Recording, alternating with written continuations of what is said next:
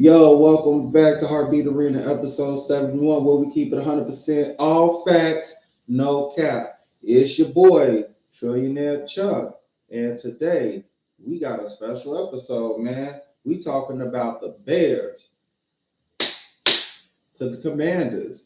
We got Joe Flacco,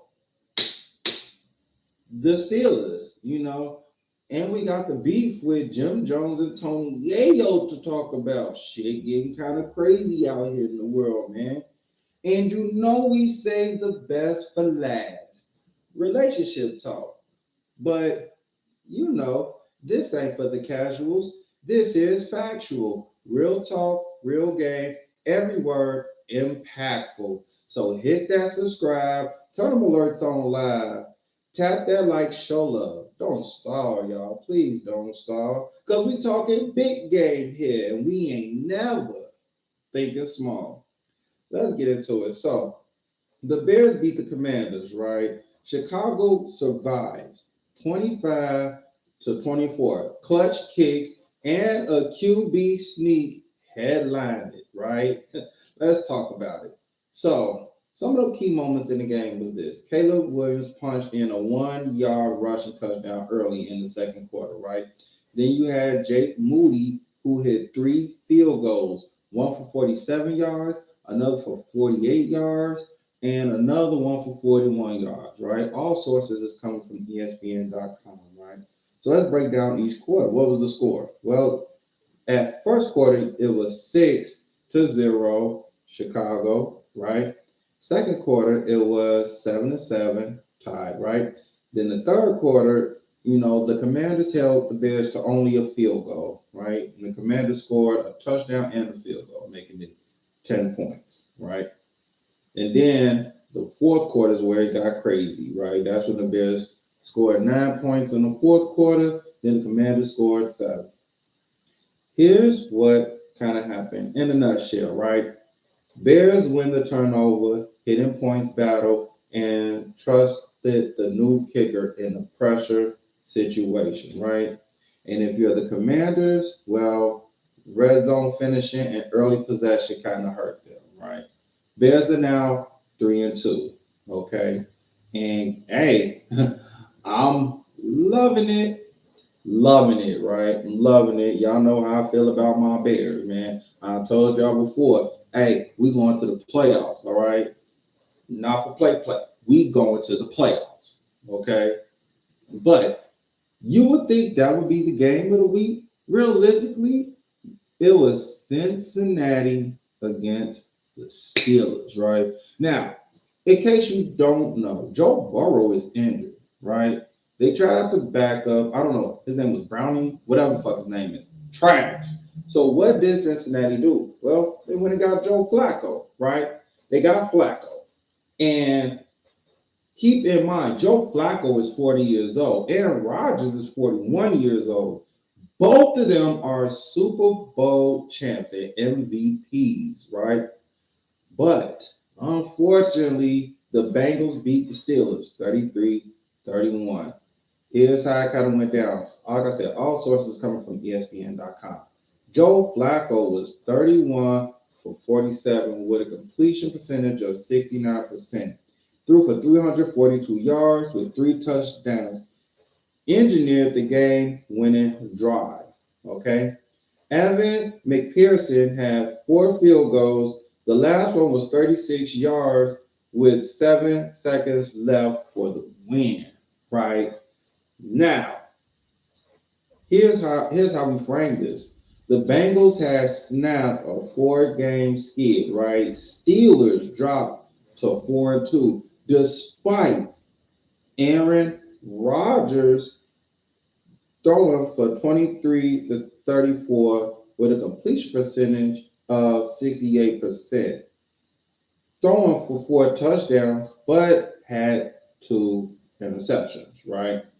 So what are we learning from this game, right? What is there to learn? Simple. Cincinnati, some say Cincy. We'll just say, I don't like saying Cincy, so I'm just say Cincinnati, right?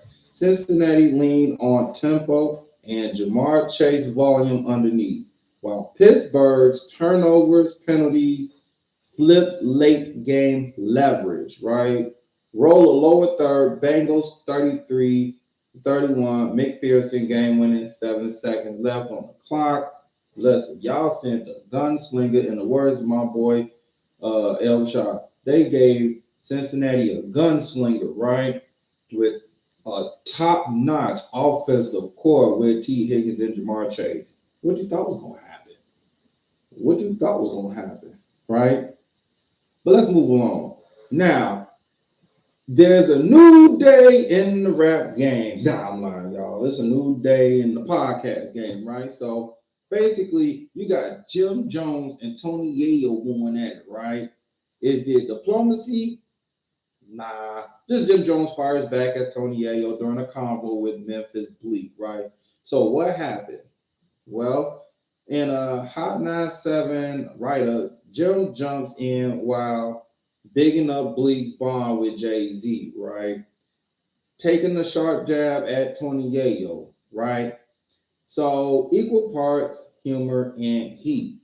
You know, this is kind of how it went down. It all stemmed from when Tony Yayo was interviewing, I think he was on Club Shannon Sharp show, and he said 50 takes care of us. He took care of me. Jay don't take care of Bleek and all them, right? Bleek on Drink Champs on a recent episode of it, he said Hove don't have to take care of me, right? Then Bleek has his own podcast. He had Jim Jones on there.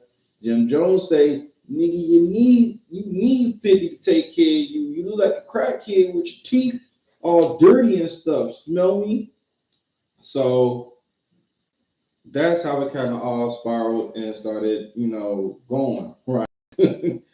And is it like, it's like a classic rap gamesmanship, one would think, but then some say, okay, this is just for clout. Some like this loyalty lines and timelines. But the real question is this, though. Is this harmless promo energy or is a record dropping? Normally when people start beefing, it's usually an album that's coming behind it, right? Just to try to boost the album sales and everything, right? Okay. And let's transition to my most favorite part. Well, everybody's favorite part. This is what y'all been waiting for. Relationship talk, right? And boy, do we have a topic. In fact, the topic is so good. Trillionaire Chuck got his glass of Merlot, with his 2 ice cubes in it. So here is the question, y'all. All right. Sex on the first date, does it mean you're automatically in a relationship? Right? No, it does not, right? Sex on the first date does not automatically equal a relationship. Because why? A relationship is a mutual agreement defined by clear communication, ongoing consent, and shared expectations, not just a sexual event, right? So, Trillionaire Chuck, where are you getting this from? Well, I'm glad you asked. Let's take a sip on this one.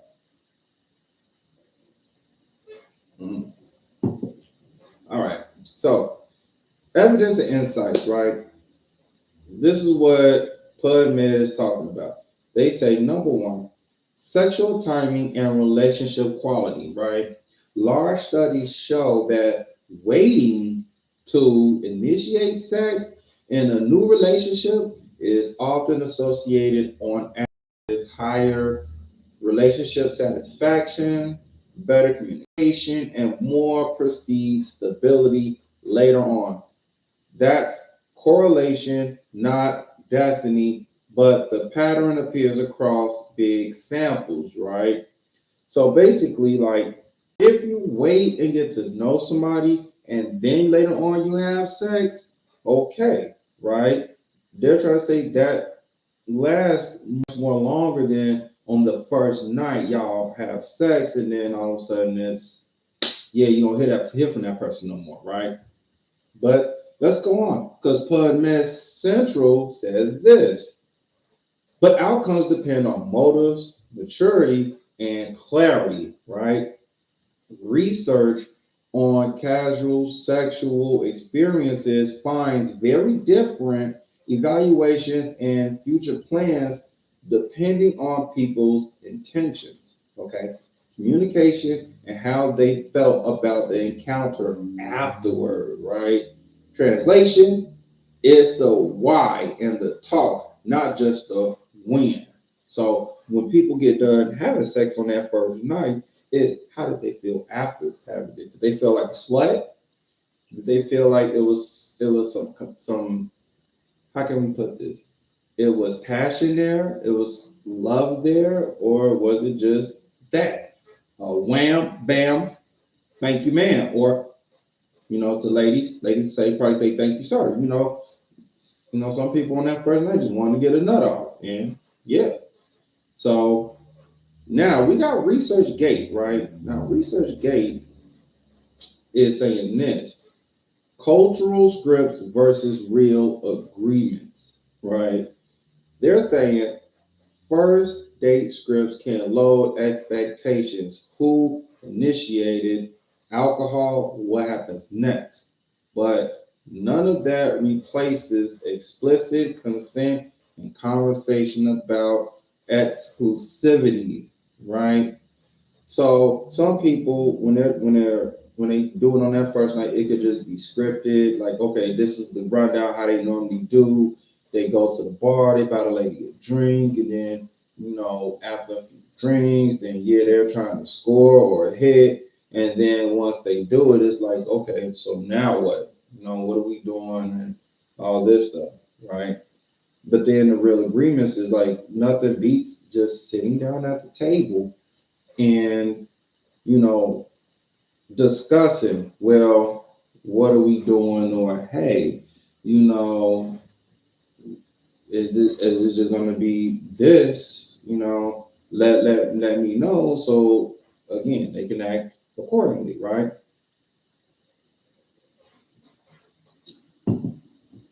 Now here's the thing right here, and this is what I have to say, right? If sex happens early, never assume, okay? Don't assume. Have the conversation, right? Are we exclusive? Do we want to keep dating? What pace feels right? Okay? Because sometimes even after the sex on that first night, that don't even mean y'all really dating. It's just you have to establish that, because yeah, y'all might have did it, but at the same time, you could have, you probably messing with this person. She probably messing with that person. They're waiting. People be weighing their options out there, right?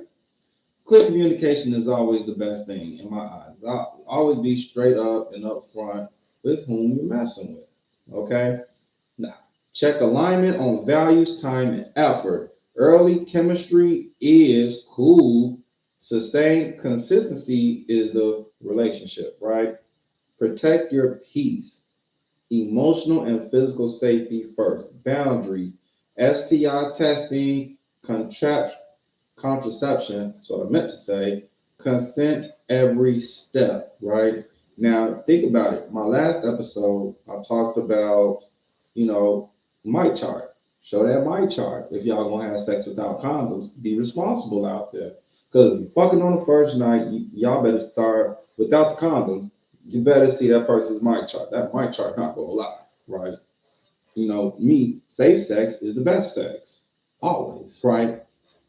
But the bottom line is this, a relationship begins when both people explicitly agree to it. I'm going to say it again. A relationship begins when both people agree explicitly. Okay? Early sex can lead to great relationships, and it cannot.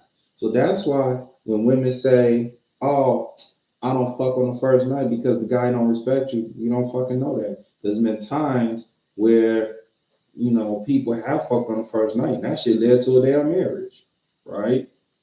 Never say that. If the mood and everything is right, and you feel like you're gonna do it, then do it. But you always gotta sit down and just be clear and 100. Hey, what are we doing, right?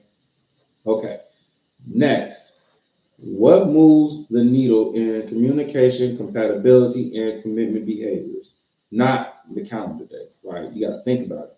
Communication, compatibility, and commitment behaviors. All of that stuff is what moves the needle, right? Not the calendar day. Because people be trying to be like, okay, after 2 weeks, he ain't trying to be with me. I'm gonna leave him the fuck alone. Or she ain't trying to be like you trying to rush it. No, take your time with it. Okay, so as I close, I just gotta say this.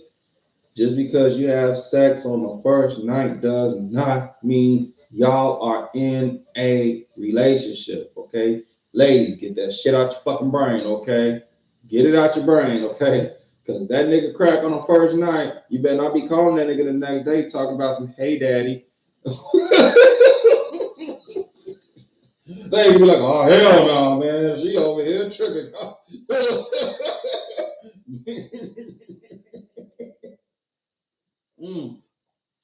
But no, all serious stuff though. Listen, have that talk, okay? But if you fuck on the first night, make sure you have the talk after and be honest with each other, okay? That's Trillionaire Chuck's advice. But that's our show for today. It's your host, Trillionaire Chuck, reminding you to keep it real, both in life and in love.